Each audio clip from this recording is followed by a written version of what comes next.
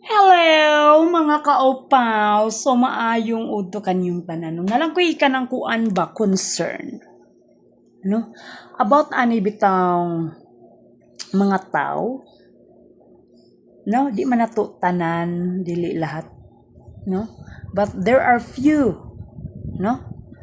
So, makaingon ta nga kanang kuan ni sila, mga tao nga tarong, no?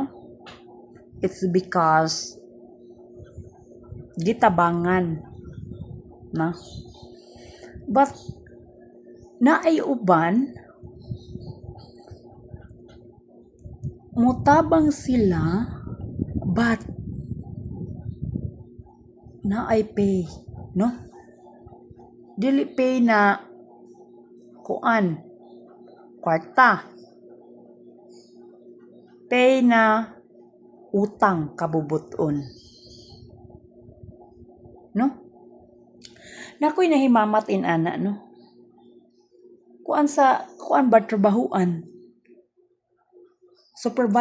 Supervisor siya. Ako, ang makahibaw mo, akong trabaho is not consistent yun, no?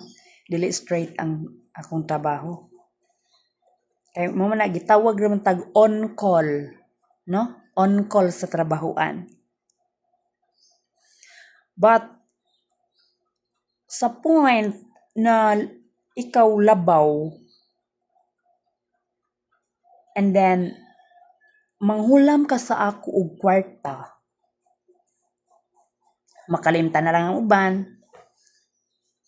Pero karon gising lang yun ako, no? Kay di man pud pwede kay wala tay kwarta.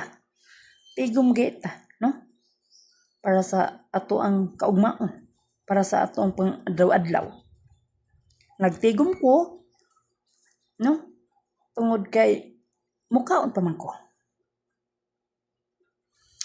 Nya kanang chatan nimo, dugay mo reply. Utang biya na utang, no? Pag sa panahon nga ikaw nang utang, gipabaylot ka. Sa panahon nga ako naningil, wa na. Dugay kayo. Nya na pay mga pakapin nga istorya. So di lang ta mag-inana unta. Kay ba ko supervisor man ka. Tako man kasweldo.